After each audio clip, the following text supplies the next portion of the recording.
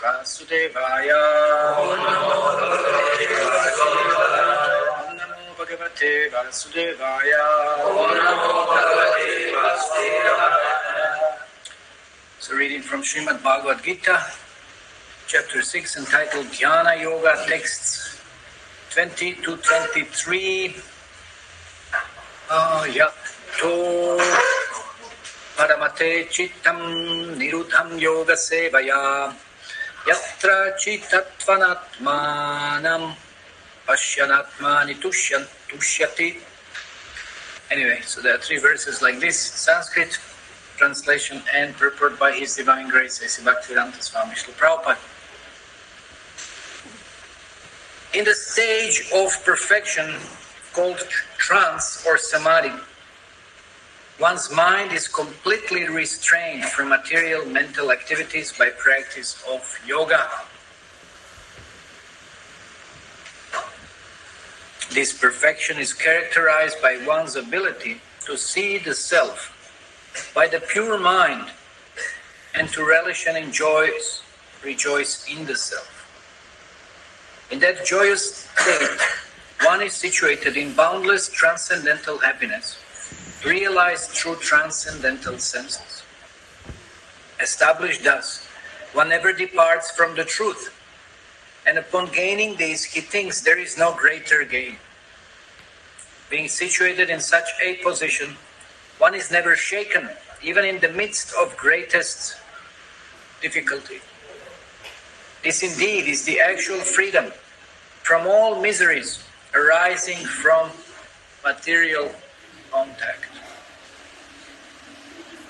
Om Jnana Timirandasya Gyananjana Shalaka Chakshurunlitam Yena Tasmai Shri Gurave Namaha Shri Chaitanya Mano Vishtam Stapitam Yena Bhutale Swayam Rupa Kada Mayam Dadati Svapadantikam Vandeham Shri Guru Shuddha Parakamalam Shri Gurun Vaishnavam Sham Shri Rupam Sagra Chatam Sagana Raghunatam Vitam Tam Sajivam Savaitam Savadutam Parijana Sahitam Shri Krishna Chaitanya Devam Shri Radha Krishna Padan Sagana Lalita Shri Shakram Vitam Cham Hey Krishna Karuna Sindhu Dinabandhu Jagatpate Gopesha Gopika Kanta Radha Kanta Namastate Tapakanchana Godangira Devindavaneshwari Vrishavan Vasute Devi Pramani Hari Priye Vanchakalpa Tarubhyascha Kripa Sindhubhya Evacha Patitanam Pavanebhya Vaishnavebhyo Namo Namaha Jai Shri Krishna Chaitanya Prabhu Nityananda Shri Advaita Gadadhar Shivasari Gaura Bhaktavinda Hare Krishna, Krishna Krishna, Hare Hare, Hare Rama, Rama Rama, Hare Hare.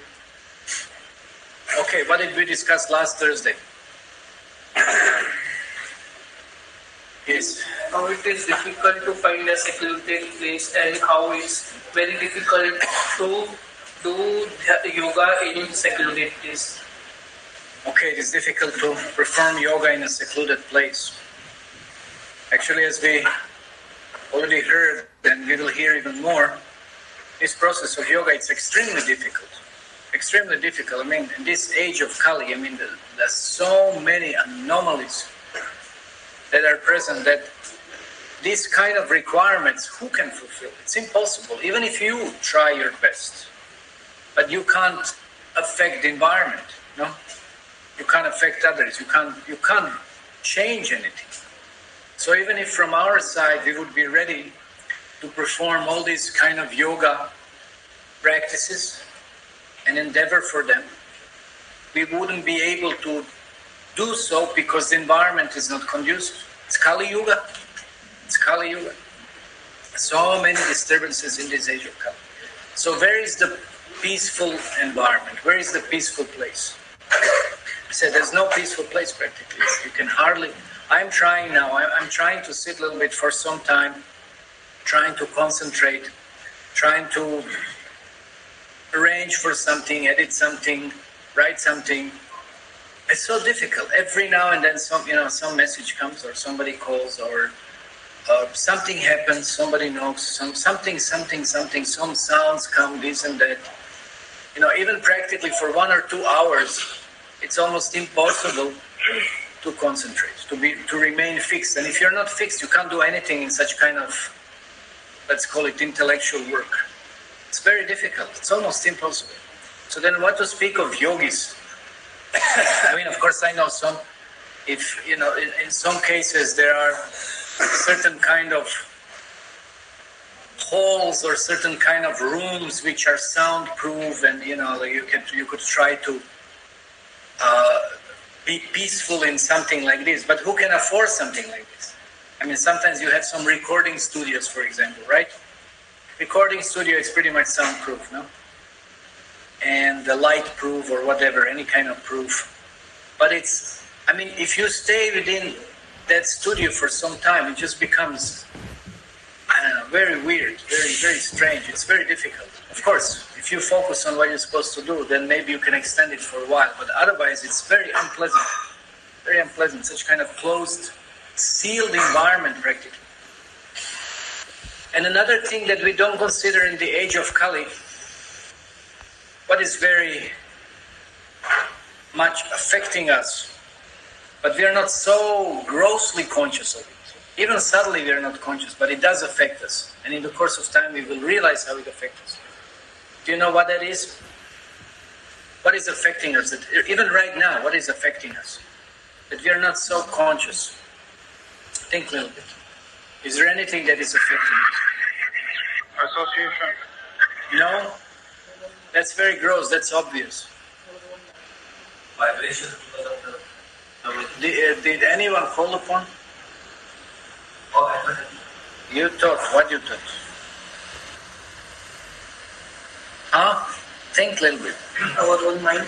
No, that's there, that's already, but right now, you don't have to, it's environment, we're talking about environment, not ourselves. We are already influenced. Mind is already influenced, that is there. He will just keep on disturbing or projecting something. But what else is that affects us? What else?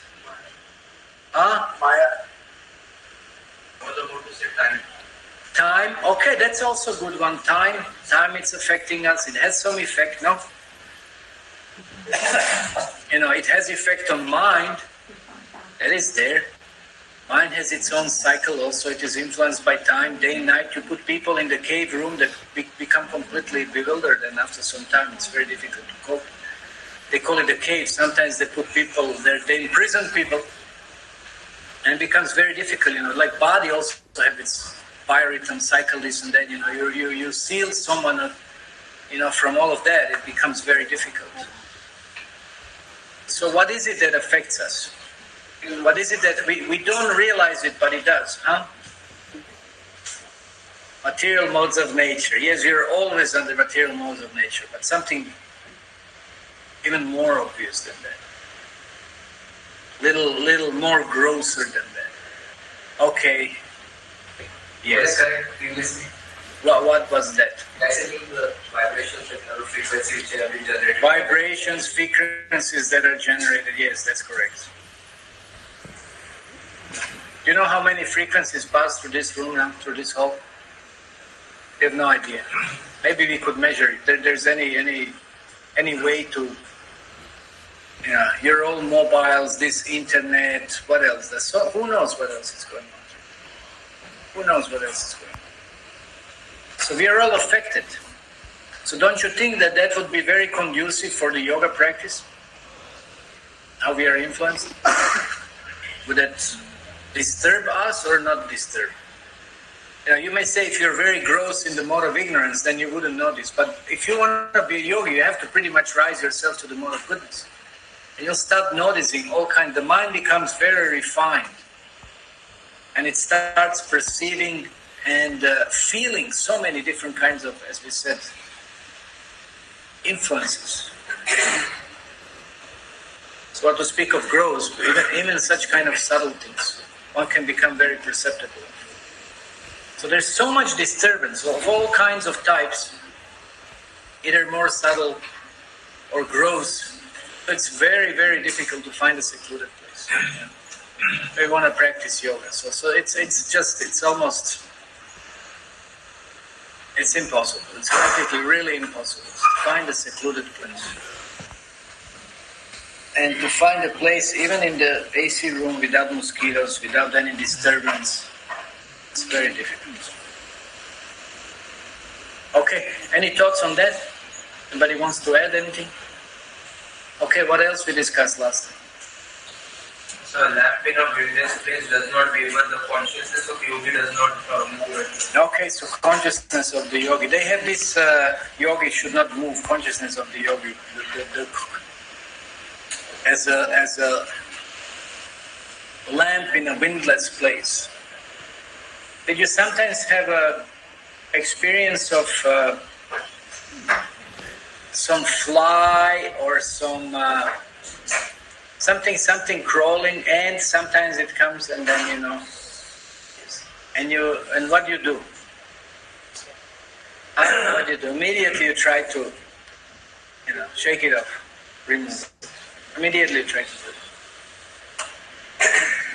But what if you have to tolerate? I was once it was just recently,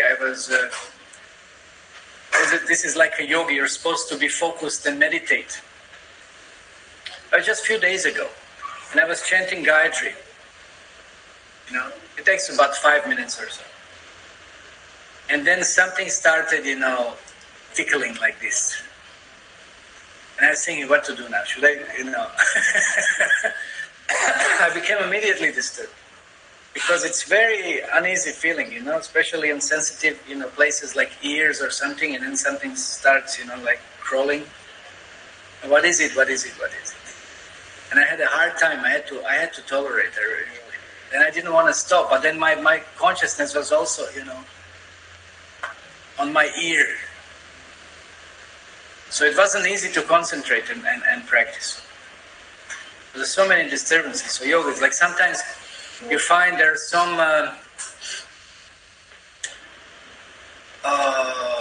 places where you have, who had been to Buckingham Palace? Anybody been to Buckingham Palace? I've never been inside, just seen it from outside anyway. But there are some places like this, you have some dignitaries, graves or something, this and that. And then you have some guards or soldiers, whatever, guarding. And what is their position? What is their position? Anyone ever observes this? I don't know, in India there is something like this. They for 2 hours they're like a statues. They can't move. Practically they can't breathe. You know that? You have something like this in India? No? In Delhi, there is a place called Amar Jyoti Jawan, where we have the graves of great leaders like Mahatma Gandhi and Vallabhbhai Patel and Jawaharlal Nehru and our ex-prime ministers and freedom fighters. So there are some guards like this, they stand motionless? A very high security area. No, but are they motionless? They have to stand like a statue, like this, Almost that's like a yogi position. You have to be, but yogi doesn't move for years, but these guys should at least be focused like this for 2 hours. No, not like that. Obviously, absolutely not. See, in India they can't do it.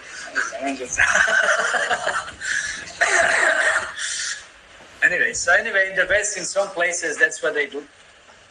They're really you don't notice them. That's the whole point, because the whole focus should be on something else. No, not on them. But they're there to guard. You practically don't notice them unless when the shift comes and then they change, they have some, whatever they do. And that's it. And then the next 2 hours, there are another set of such kind of guards, and they're like statues. They're just like statues. And even if the fly comes, that's like I said, something like this. They can't, they can't chase it. They can't touch, they can't scratch, they can't do anything. They have to be motionless. Whatever happens, they have to be motionless. Unless, of course, there is some threat or whatever. Then they can react. But in terms of themselves, their position, they have to be steady like this. So who can do like that? Who can do? Can any one of you, okay, let's say just 2 hours. You just remain motionless. Okay, remain in this position for 2 hours. Can you do that? But who can do it? But that's a yogi's posture. That's what to speak. This is on physical level. And then we're going to talk about yoga. Now, who's going to talk about yoga? Forget it. You can't even do that much. Even for a short period of time, physically you can't sit focused, fixed, undisturbed. Even that much one cannot do. But then what to speak of consciousness? Let's talk about consciousness. Really like a lamp in a windless place. How many times now within few seconds you think about so many different things? If you would have no down, you wouldn't believe yourself, where your mind was. Within it, several seconds.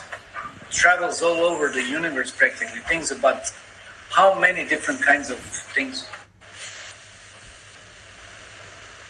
So then how do we achieve that steadiness? How do we achieve that focus that yogi has to achieve? So it's not possible by this kind of yoga practice. What did we say? What is the most powerful form of meditation? No, you said it last time. Let me hear from others. How we can focus? How can we be?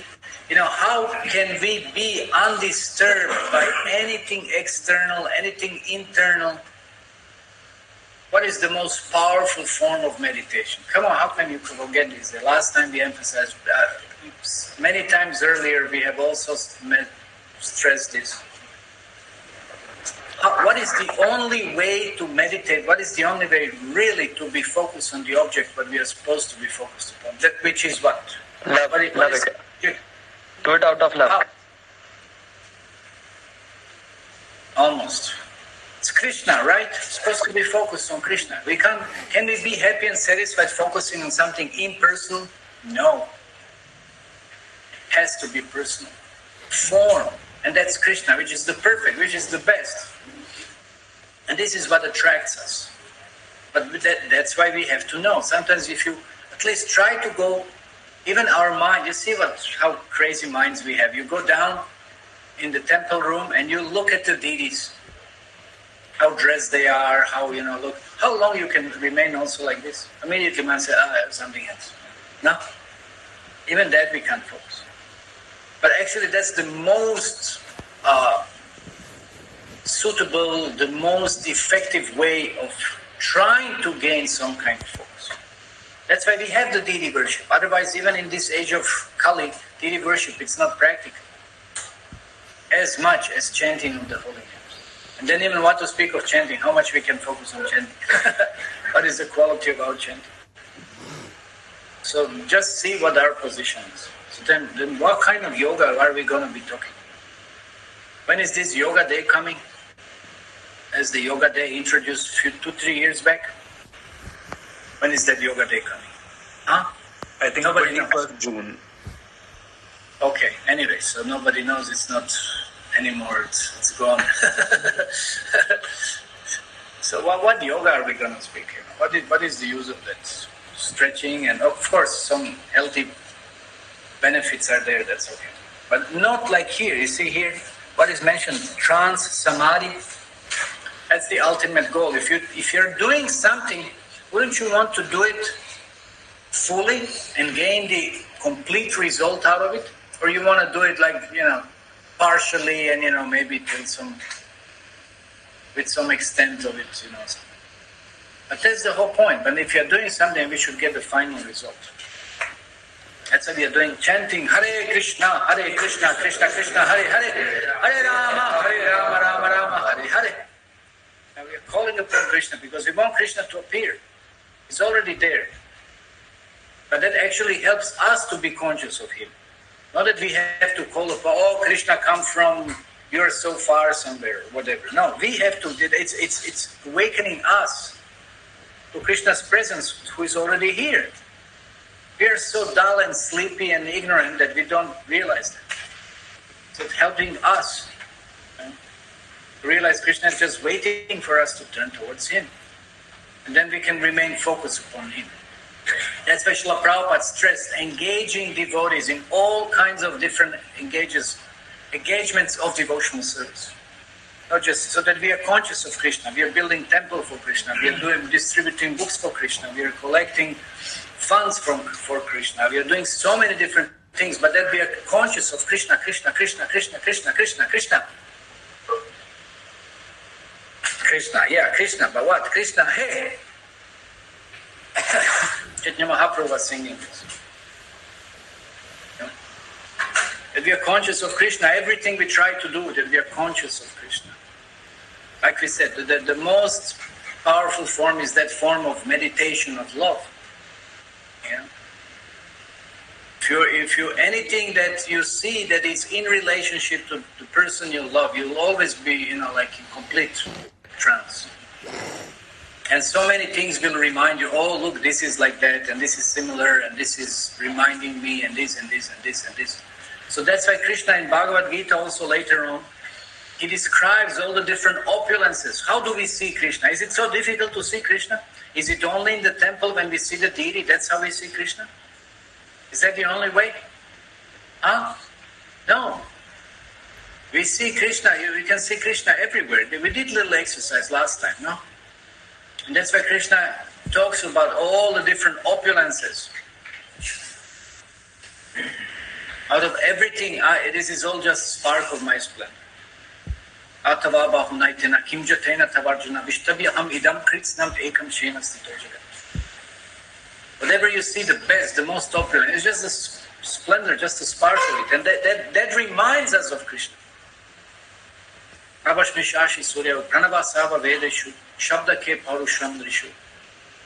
Yeah. Rasoham apsukham. I'm the taste of water. I'm the sun of the and light of the sun and the moon. I'm the ability in the man. I'm this, I'm that. We can see Krishna if we have that knowledge. That's his Shastra Chakshu. And we can be always reminded of Krishna. That's the trance. We can be in trance of Krishna always. And there's a whole science of understanding, how the different energies, how the different manifestations we talked about a little bit yesterday, but I think more last Wednesday during Chaitanya Charitamrita class, how there are different expansions of Krishna, and how actually all these different expansions relate to certain energies that are prevailing all these different, creation. I mean, these different planets and universes and everything else. Everything is Krishna. There's nothing that is not Krishna. What is Pradyumna? What is Aniruddha? What is Vasudeva? What is Sankarshan? Sankarshan, it's a field. That means everything that it's field. That means this whole, this is Sankarshan. It means all these objects, they're all manifestations of Sankarshan when they're used in Krishna service. Book, Mridanga, that's why we say Balaram, that's Sankarshan. This is all, you can see Krishna. How you can't see Krishna everywhere? You can see Krishna everywhere. This is all Sankarshan. That's what means Pradyumna. Pradyumna means attraction. Pradyumna means attraction. I'm attracted. Because Pradyumna means it's very, very attractive. So that means that desire. I want to develop certain desire to interact.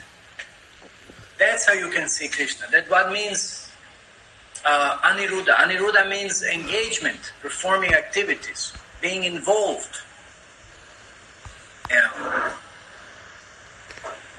And getting towards the result, and then got this final result, that is Vasudeva.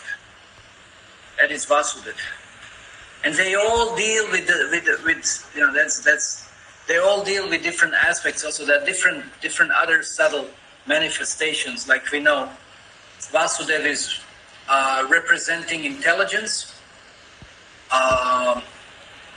Sankarshan, false ego. Aniruddha, mind. And Pradyumna, what is left? Ego, intelligence, mind. And Pradyumna is desire, but missing something. Pradyumna.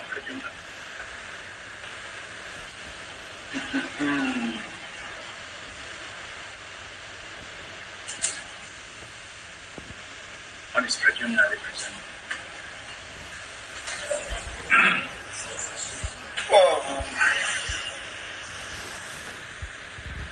Anyway, maybe later I remember. So when we learn like these different kinds of aspects that are manifestations from all these different expansions, then we can see Krishna everywhere again. Right?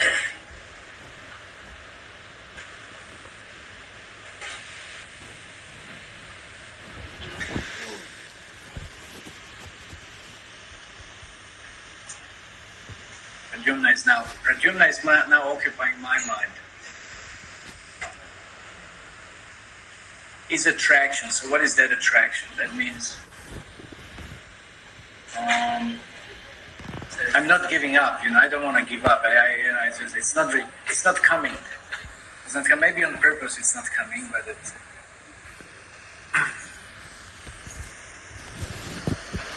No, it's subtle. It's not senses. It's subtle because now mind, intelligence, ego.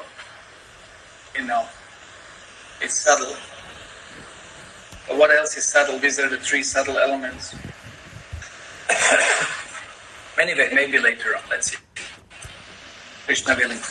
But in essence, this is how we can perceive Krishna. So that it's a whole science. If we have that knowledge, if we have that perception, if we have that Shastra Chakshu, what is the difficulty to see the ultimate object of any meditation, ultimate object of any goal?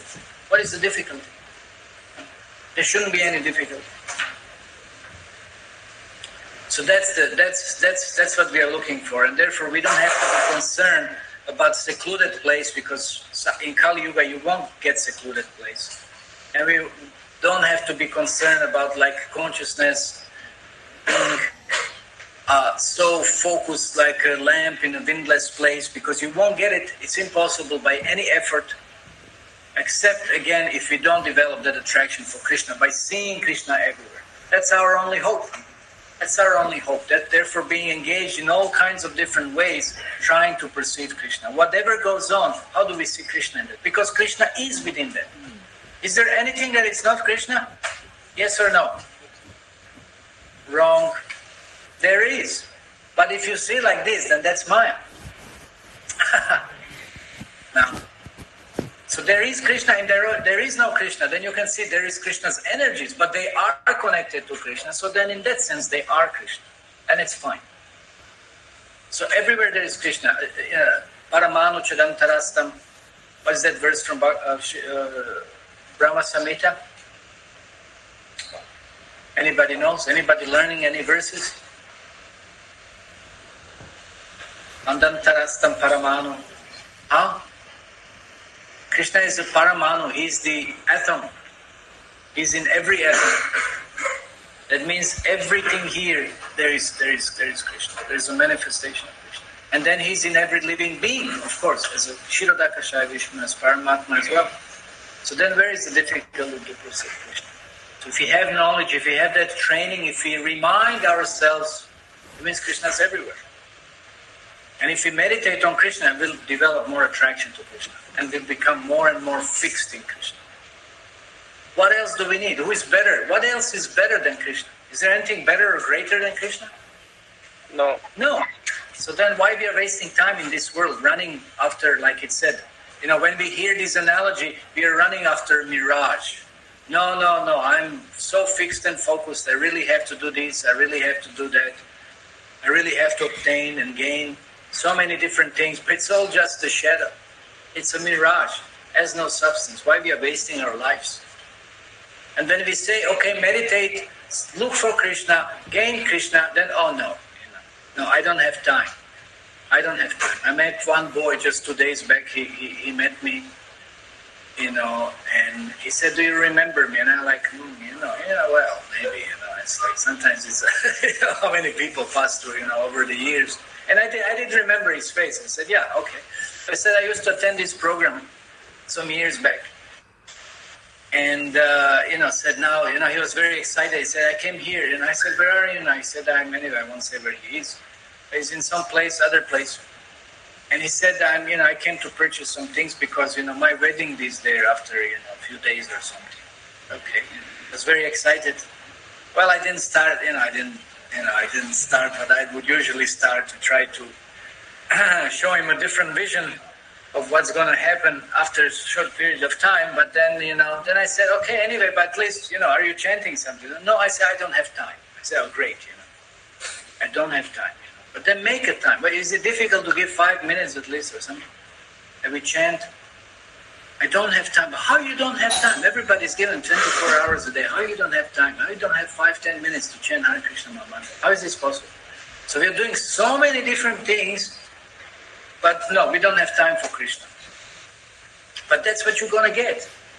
You're looking for illusion, you're gonna get an illusion. You don't look for Krishna, you won't get Krishna. But Krishna is everything.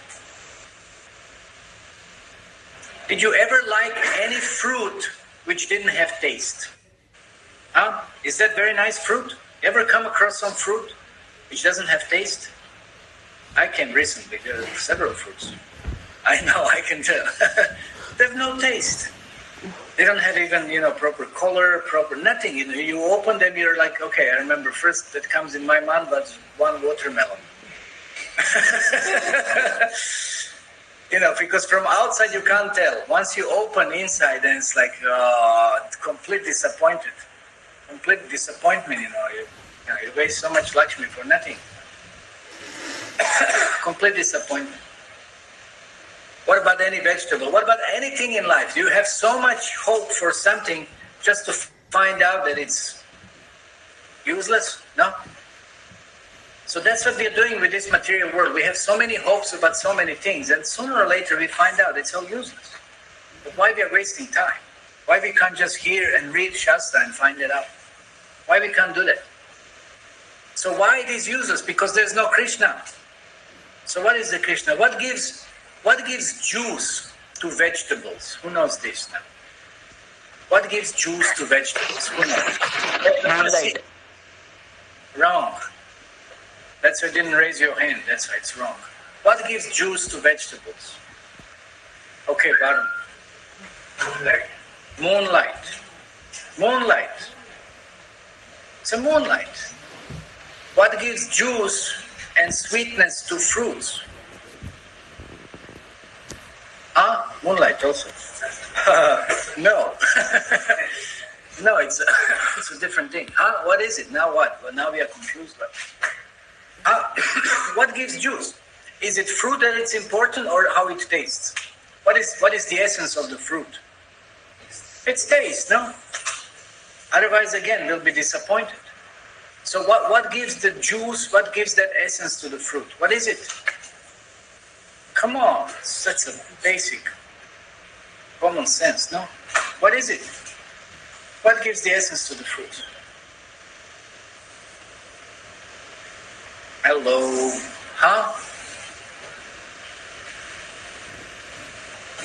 I can't believe. Okay, help, from the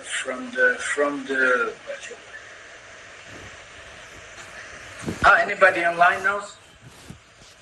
Who is there? Okay, somebody raised hands. Okay, please help these people here who are, maybe, you see, if you don't answer, I will turn this laptop, everybody will see who is sitting, and then you will be embarrassed. Okay, so why nobody is speaking? Follow. Tushar, there's some raised hand here. So, Haribol. Not on this question, Prabhuji, on the previous. No, this is the question now. There's no previous. Okay, forget it. It's such a simple question. What gives juice to fruits? What? Yes. I don't know about that. Water. Water is nourishing, but not really so much taste. Can I guess? Sunlight.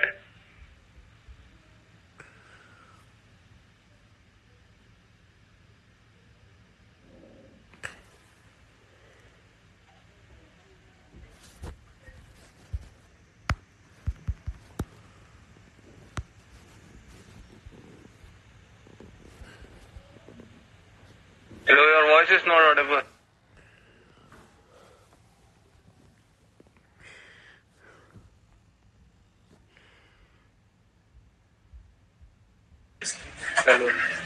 What? Okay, what was my previous question? Who remembers now? No. Yeah. Huh? You asked for vegetable. Okay, I asked by vegetables. So what was the answer? Okay, so now I asked about fruits. What is the answer? Sunlight. See? It's a sunlight.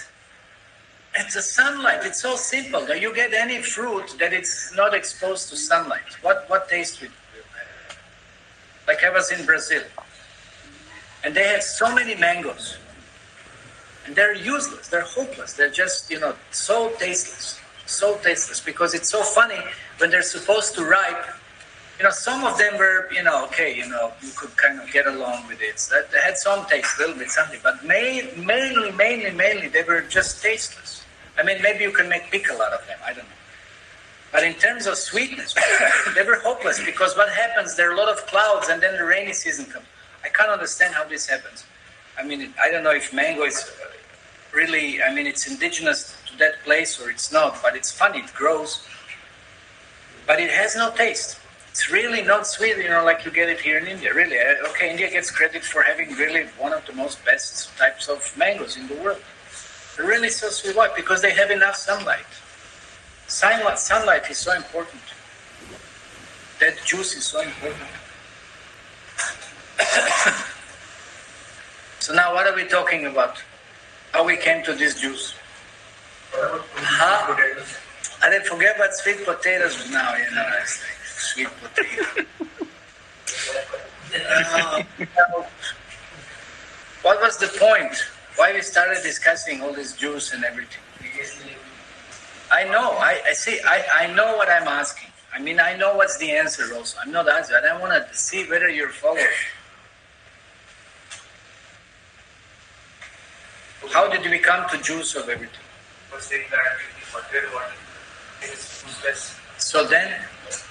So everything is useless without Kṛṣṇa. Kṛṣṇa is the juice of everything. And it's all a shadow. It's all empty. It's all tasteless. It's hopeless. So when we are looking after everything in this material world, how can you be happy and satisfied if there is no juice, if there is no substance, if there is no taste that you're looking for? It's not going to work. It's not going to happen. Because you're missing the essence out. You're missing the essence. You can break it down. You can do whatever, like you have, you have water. You break it down to H2 and OO or 2 O's or 1 H and whatever. You can do whatever you want to do. But will you get the taste of water? So what is that taste? That taste, Rasva Matsuga. That's Kṛṣṇa. That is what Kṛṣṇa is. So if we miss Kṛṣṇa, we missed it all. It doesn't matter what else you might be having, in which quantity. It doesn't matter. Can we get that? No matter how much money you have, no matter what your position you get, whatever, if you don't have Kṛṣṇa, there's no taste. You won't be happy. Is that difficult to understand? And that's what I said. If you don't see Kṛṣṇa in all his different forms, Aniruddha, Sankarshan, Pradyumna, what are you, please? It's not coming. Vasudev, if you don't see, if you don't perceive, but then you're missing the essence. And you're just bewildered looking for so many other things, but you never get that essence. So that's why we practice Kṛṣṇa consciousness. We want that essence. We want that sunlight. We want that moonlight. We want the juice. What is the use of everything else? That looks like, but it has no substance. So that's why when we practice Kṛṣṇa consciousness, that's our meditation. That's our focus. Then you can, when you see Kṛṣṇa everywhere, in every situation, you understand how different energies work. You understand how different energies interact. You understand how people, are like this and like that, and how you should, respond to that, and so many things. That's all psychology. There's so many things. It's all connected to Kṛṣṇa. What are all the shastras? What is all the knowledge? What is all the grammar? What is all the Sanskrit? What is everything? It's all to teach us how everything is connected to Kṛṣṇa. How to see that. That's Kṛṣṇa consciousness. That's Kṛṣṇa consciousness. So that's what we are trying to do. Gain more and more of that taste by having more and more understanding. What Kṛṣṇa is and what his energies are. Okay, our time is really running. What are we supposed to do? Read the commentaries here? 23, let me see, Prabhupada, that's not going to happen because Whoa, commentaries are enormous, no? Whoa, that's like 2-3 pages of commentaries, and there is Prabhupada's 2 pages of purport. So then what we're going to do next time, who is assigned for commentaries? Anybody here present? Okay. So that's another thing. I guess from next time, because marathon is starting, the classes will be offline. Online. I don't know if they're going to be offline. I'm not sure. Because everybody might be, somewhere, hopefully, distributing books on their station, no? Somewhere. So I guess it's going to be online. So then you can have a class, but then connect online, whatever. So then you can read all these commentaries, and then you can read Prabhupada's purport and discuss that.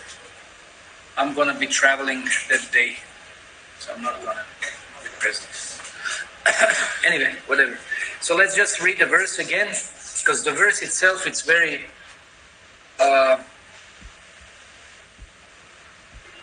deep, very potent.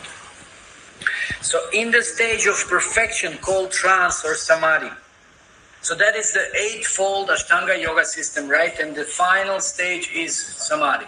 One is fixed completely in a trance. That means nothing can disturb you, nothing can, like I said, even the fly comes, anything, this, that, you're fixed, you're not disturbed. Completely undisturbed, completely. That's another thing, cessation of all, that's pratyahara. Anybody knows what means pratyahara?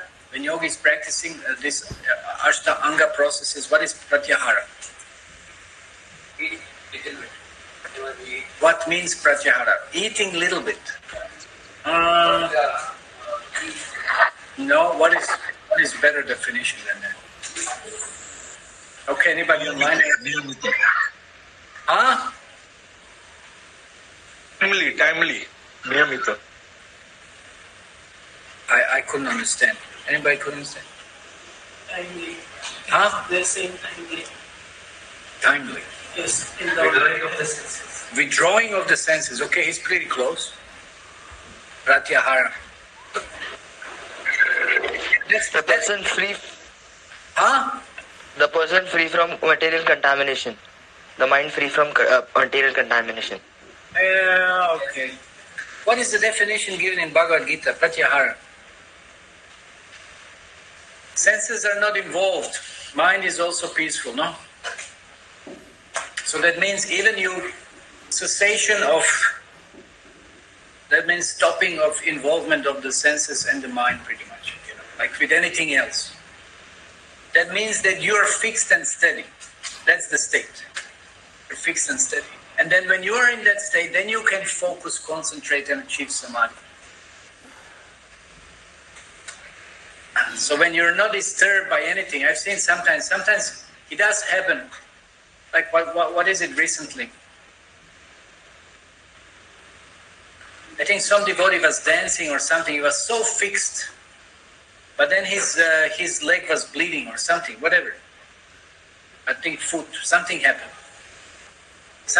And he just kept on dancing. He just didn't even notice. So he's so absorbed in the kirtan. So absorbed. That's samadhi. And pratyahara is included because that means none of your senses disturb your drifted you away from your samadhi. No? Okay, so that's it. One mind is completely restrained from material activities by practice of yoga. So then when you practice yoga, your mind is completely fixed. It's not disturbed by or restrained. It's restrained by everything. It's not disturbed by any material activities. This perfection is characterized by one's ability to see the self by the pure mind and to relish and rejoice in the self. So that's why mind, it's pure. It means it's like a mirror, right? It's a clear mirror. If you have a clear mirror, you can have direct perception of yourself, correct? Huh? So that means mind has to be clean. When mind is clean, like a mirror it's clean, then you can perceive yourself. So that mind has to be clean from what? All the anarthas. All the anarthas. So can we claim that we have achieved that stage? Anartha nivritti? That's the stage, anartha nivritti. Then comes nishta, steadiness, fixed. All the gross anarthas are gone. That's what has to happen. Then you can start perceiving yourself. That's why I said in all this, in our process, there are ashta angas, but we have 9 angas. Actually, we also have 8, because 9th, or prema, it can't be achieved in this body. You can't have prema in this body. You can have a semblance of prema, which is bhava, but not prema. This body cannot tolerate prema. It will fell apart. It can't tolerate that kind of loving intensity. Yeah, just imagine if you can dance for hours, or you can taste govardhans of prasadam or something. Can this body manage that? No way. Impossible. So that's why till the stage of anartha nivritti, it goes very slow. It goes very slow. But once you pass the anartha nivritti, that grossest, and then you start with a subtle purifying process, which goes till bhava, then it goes very fast. Like you have a local train, right? Every station, and then sometimes, like when you come to Mumbai Central, then it skips, and then it goes to Churchgate immediately, something like this. No? So that's how the process works.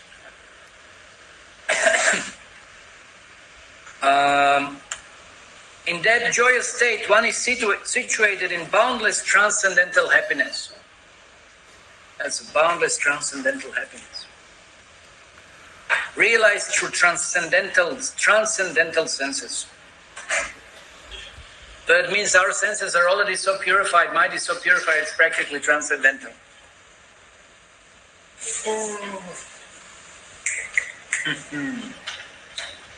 Established thus, one never departs from the truth, and upon gaining this, he thinks there is no greater gain.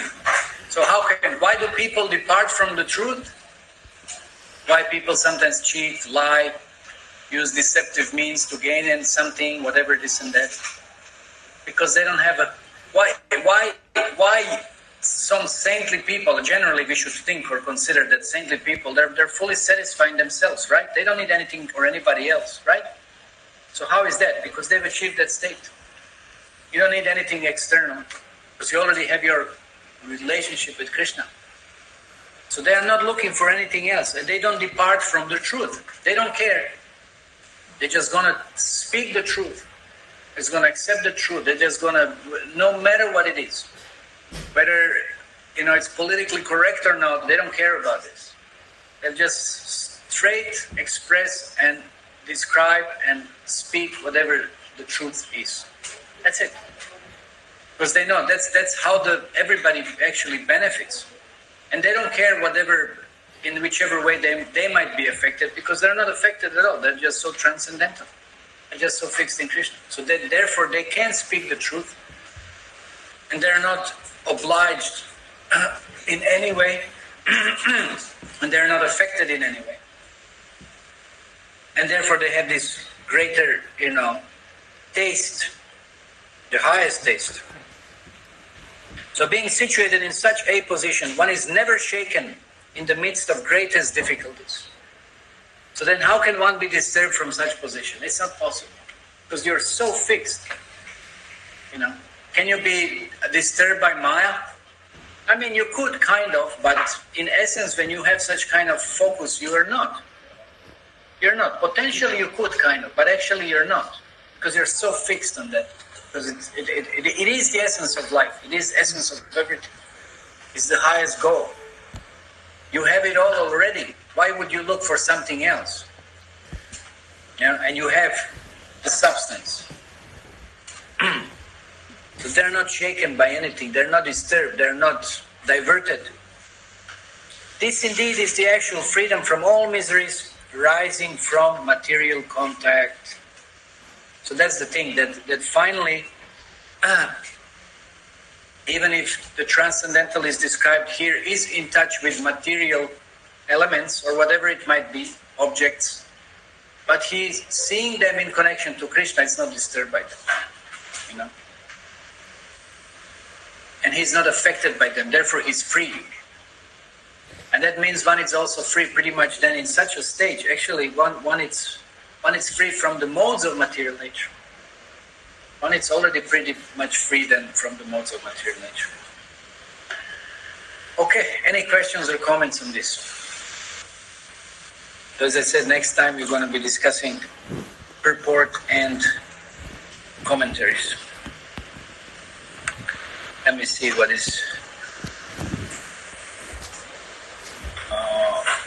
okay, maybe it's better if anybody wants to ask a question, it's better to type it down in the chat box. It's easier to read, rather sometimes hearing is not so clear. Any questions here? Yes. Maya is also Krishna. But Maya is also what? Krishna energy. But Krishna's energy. Where there is a Krishna, there is not Maya. Okay. But it's also the Krishna energy. She will be there. Yeah, but she's Yoga Maya. With Krishna, in that sense, she's then Yoga Maya. She's not Maha Maya, who's trying to divert you away from Krishna. But she's bringing you closer to Krishna. She's engaging you in service to Krishna. It's the same energy, but reacting in a different way according to our approach. Anything else? What is Samadhi, Prabhuji? What is Samadhi? Complete absorption. That's why I said trance. What is trance? Complete absorption, being really focused, without being disturbed and dissuaded by anything. That's Samadhi. But Samadhi really means only on Krishna or Paramatma. Not, you can't be in Samadhi on anything else. Because nothing else will give us that focus and satisfaction. Mind will divert into something else. Now's your chance. You have to ask questions. If you don't ask questions, that means nobody's reading anything. Anybody's reading anything? Any books? Are we hearing some Prabhupada's lectures? Are we reading some Srila Prabhupada's books?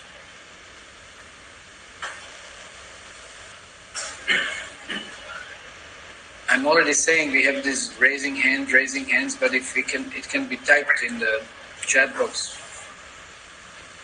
Is that still relevant or what?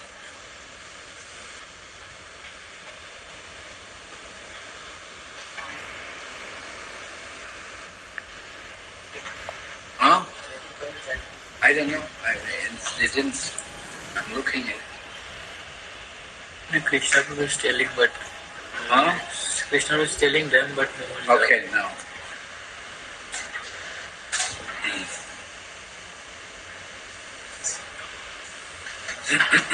Okay, then we'll stop here. Srimad Bhagavad Gita ki jai, Srila Prabhupada ki jai. Go Premanande. That's funny. Thank you, Hare Krishna. Jai, Hare. Hare Krishna, Prabhuji. Thank you, Prabhuji. Hare Krishna. Thank you, Prabhuji. Hare Hare Krishna. Krishna. Hare Krishna, Prabhuji. Thank you so much.